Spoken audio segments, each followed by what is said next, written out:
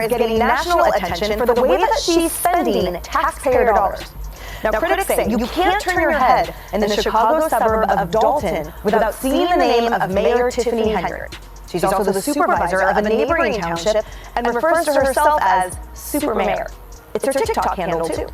But she's now accused of spending tens of thousands of taxpayer funds on self-promoting billboards, as well as putting her name on government buildings, government vehicles, even government rugs. Not to mention the Tiffany Henyard calendar, which includes the Super Mayor's birthday. We begin with breaking news. A fist fight breaks out at Tiffany Henyard's Thornton Township meeting tonight, and witnesses say Henyard herself jumped onto the pile. It was one thing when the guys were fighting, but when she jumped in it, I was just taken aback. I was floored. She jumped in, she hit her head on the table.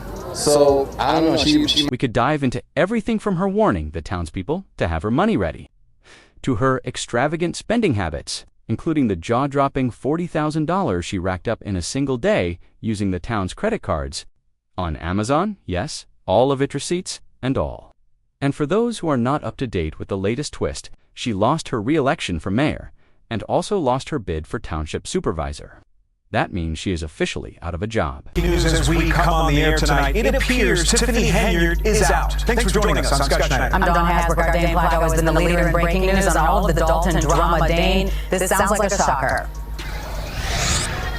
Yeah, Tiffany Henyard didn't just lose tonight. You might call this a political annihilation. Her opponent, trustee Jason House, getting a 7-1 margin on over her tonight. House with 87.9% of the 4,400 votes cast here today. Henyard getting just 12% of the vote. Those numbers came in fast this evening, sparking a huge celebration here at House's campaign. Now that brings us to the latest update. Even after being voted out of office, Henyard still had to respond to a series of subpoenas issued by the courts.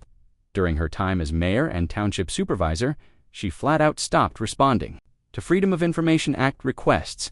Those are legal requests filed by citizens to see how their tax dollars are being used.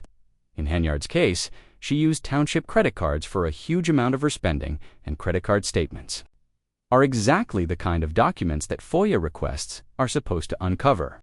So, if an official drops $100,000 on a government card, the public has the right to see that dot at the start of her term.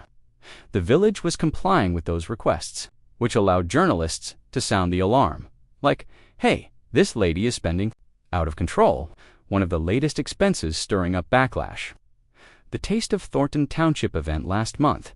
WGN Investigates got their hands on records showing that singer Kick Wyatt was paid $30,000 for a 30-minute performance, and rapper Jay Holiday earned $20,000 for his half-hour set. Add in equipment, staff, and other expenses, and the total shot up to at least $85,000. That is lower than what WGN first reported, but still a massive red flag. Trustees refused to approve thousands of dollars in spending related to Taste of Thornton and other Henyard-led events money that had already been spent. A large chunk of that spending was charged to township credit cards. Frustration among the township trustees has been growing for months. Several of them voiced outrage, insisting they never authorized the level of credit card usage that took place under Tiffany Henyard's leadership. Some trustees even accused the administration of charging expenses to township cards that had already been voted down during official board meetings. In other words, they said no to certain spending, and it still went through. That level of disregard for oversight was troubling on its own. But then Henyard escalated the situation in a way that stunned even her harshest critics. She flatly announced, "We're done responding to FOIA requests." Just like that. No public debate, no legal explanation. She decided that taxpayers no longer deserved transparency about how their money was being used. It was a move so audacious, so unapologetically dismissive of public accountability that several media outlets had no choice but to respond with legal action. Among them was WGN, which led the charge in holding the Henyard administration accountable. WGN filed a lawsuit against the village of Dalton, accusing the mayor's office of violating transparency laws by refusing to release public spending records. These were not vague requests. They were precise and detailed, asking for things like Henyard's credit card statements, a breakdown of her official compensation, and the maintenance and fuel costs associated with her taxpayer-funded vehicle, WGN.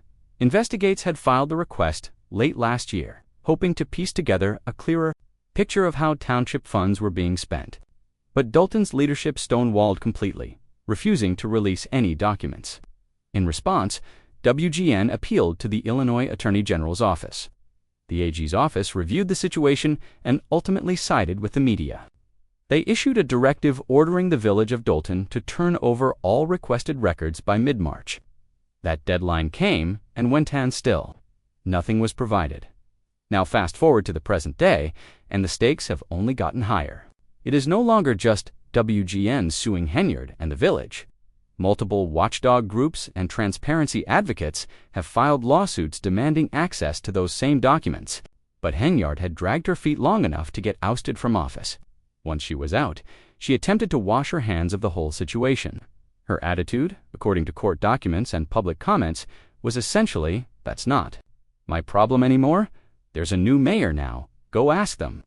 But the plaintiffs were not buying it. They immediately responded with a very different message.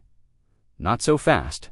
As one legal advocate put it bluntly, the former mayor is about to find out whether losing an election gives her a free pass to ignore a court order. See, this was not just about overdue paperwork or slow responses. Henyard had already been held in contempt of court for failing to provide those records.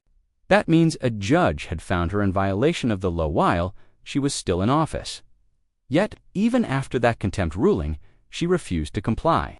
Now, out of office, she assumed she could walk away. But the court was not letting her off the hook. In a no-nonsense tone, the judge issued an ultimatum: appear in court or face the consequences. And by consequences, he meant jail time and fines. Specifically, the court warned Henyard that she could be fined $1,000 for every single day she failed to turn over the documents. That is a serious financial penalty, especially when it stacks up over time. And if she missed her scheduled court appearance, jail time was officially on the table.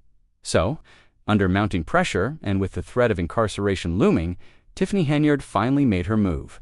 She appeared in court virtually. That is right, the former mayor of Dalton logged into a video hearing responding to the judge's demand.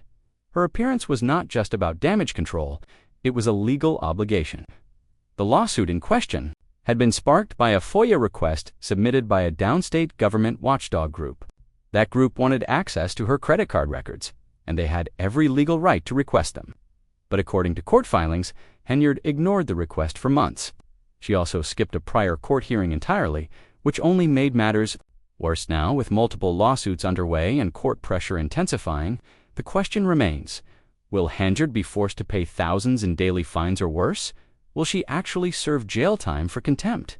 Either way, her refusal to play by the rules has now turned into a legal battle that she can no longer avoid as it stands. Henyard has until next Friday to submit those documents. The judge also ordered her to appear in person in court that day. During the last hearing, Henyard tried to deflect responsibility by claiming she was merely the face of the village, not someone who handled records. But the judge was not buying that excuse. He shut it down quickly, saying, "You had access to these documents. We ordered you to hand them over. You refused. So now you're coming back here next Friday. And we're going to get to the bottom of this because those records must be turned over. Now here is my takand. You can quote me on this." Henyard has no intention of handing over those records, and the reason is crystal clear. She knows what's in them. Those documents are likely full of financial corruption, reckless spending, and misconduct that could expose just how far the mismanagement went during her time in office. We're not talking about a few accounting errors. We're talking about a paper trail that could explain why many are calling her the most corrupt mayor in modern America. And think about it, people are demanding transparency. The public is asking, where's the money? What happened to the funds? We want to see the receipts. But Henyard is stonewalling because she knows once those records go public, it could absolutely confirm the worst, that she was running a taxpayer-funded circus. So here's the real question, do you think she's going to comply? Do you believe she will finally release the documents? Or is she really about to land herself in jail for refusing to comply with a lawful Freedom of Information Act request? Personally, I think she just might be reckless enough to let it happen. And if you're still here listening to this, Do me a favor, hit that like button, drop a comment, share the video, and of course, subscribe for more deep dives just like this. My name is A the Lawyer, and I'll catch you next time. Peace.